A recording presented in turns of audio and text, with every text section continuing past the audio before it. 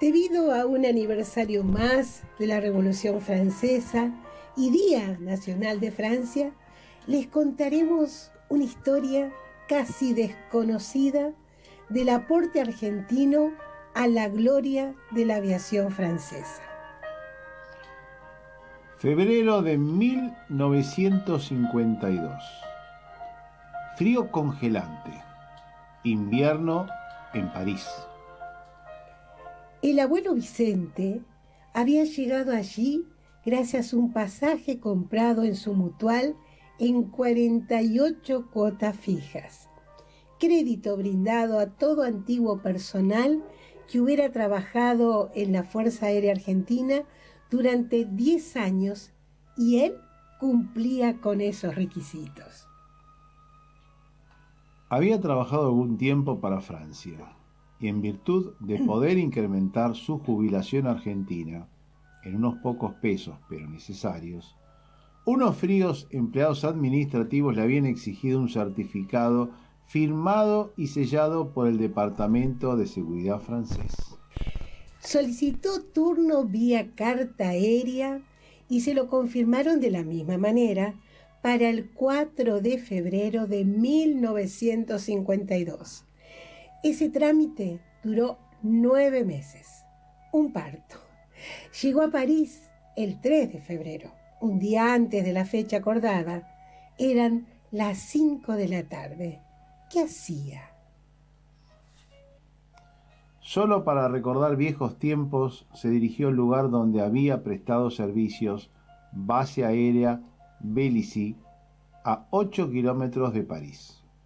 Cuando llegó, bajó del micro y se dirigió trabajosamente, ya que cojeaba de su pierna derecha desde hacía 3 años.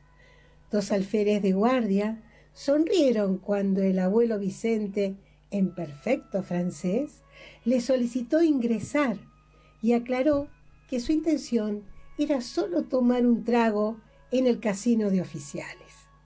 Los 2 oficiales que habían sonreído socarronamente se sorprendieron cuando del otro lado del handy le permitieron el ingreso al anciano. Subió lentamente por la escalera de cemento del casino de oficiales y en el dintel de la puerta el anciano sonrió.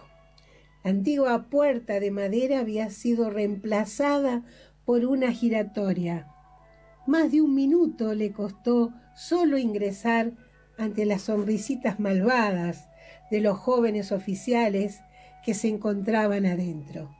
Se le escuchó a uno de ellos decir algo así como: Preferiría morir en vuelo antes de llegar a esta manera, viejo. El abuelo Vicente se dirigió al bar de oficiales. Colmado de pedantes pilotos de caza, admirados por ser la élite de Francia, jóvenes, musculosos, desagradables, creídos que el cielo les pertenecía por derecho divino, simplemente se rindieron a la bizarra situación, se rieron y se dedicaron a mofarse del anciano apenas éste se sentó en una mesa. Ese viejito cojo, jorobado, muy pequeño, con una mirada dulce, bonachona, con ajadas manos, encorvado hacia adelante bajo un muy grueso tapado de lana que lo hacía visualmente más pequeño, se limitaba simplemente a sonreír. Esos aguerridos pilotos, cuyos galones fueron ganados por horas de entrenamiento y estudio, pero jamás en combate real, seguían mufándose.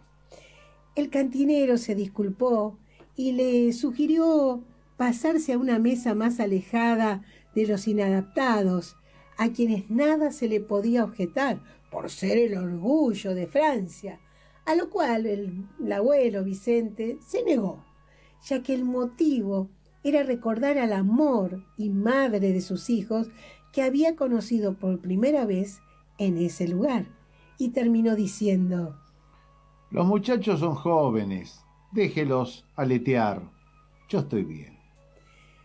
Siguió bebiendo su licor de manzana. Ante cada burla, cada vez más cruel, el viejito sonreía.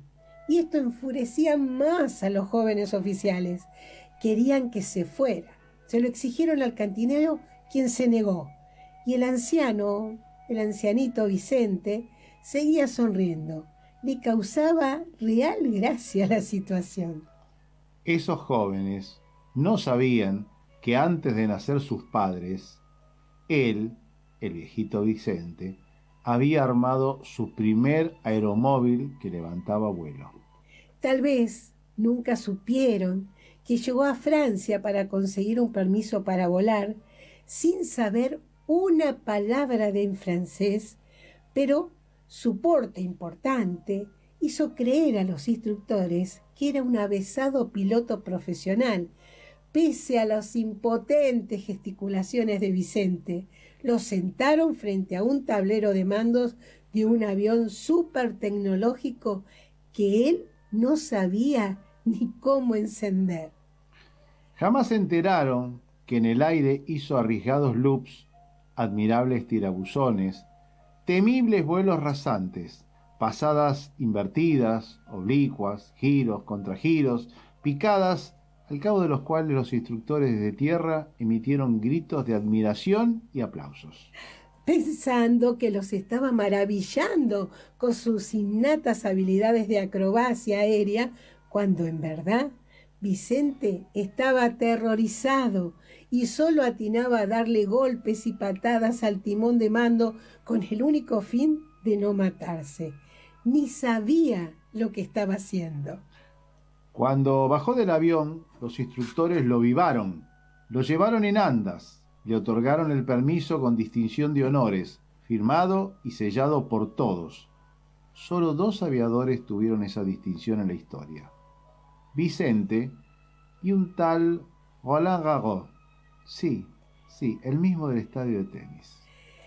Siguió capacitándose como piloto en la escuela de vuelo francesa y 2 años después fue reconocido formalmente como piloto honorario de Francia. En ese año, 1915, según los libros de historia, ese anciano recibió la orden de bombardear una fábrica de gases asfixiantes, a 150 kilómetros de la frontera. Salió a las 4 de la mañana y cuando salió el sol comenzó a bombardear el objetivo que le habían asignado. Cuando su séptima bomba dio en el blanco, varios aeroplanos enemigos tomaron vuelo en su persecución, perseguido por 8 naves, y sin perder un minuto comenzó a tomar altura en espiral porque lo estaban ametrallando. A los 1500 metros estabilizó su vuelo y comenzó a escapar hacia la línea francesa, y cuando casi se encontraba en su territorio, sus enemigos ya lo habían alcanzado, pegados a su cola, a punto de abrir fuego. En un segundo antes de la muerte, puso los flaps arriba, apagó el motor y desapareció como un fantasma a la vista de sus enemigos, los cuales quedaron como pase de magia en la propia mira, en la mira de Vicente, que encendió los motores nuevamente y a merced de su artillería despedazó a sus enemigos alemanes. Esa acción le valió la medalla militar de la Revolución de Francia, la más alta recompensa, y fue catalogado como el primer as de la aviación militar mundial, ganándose la admiración de toda Europa.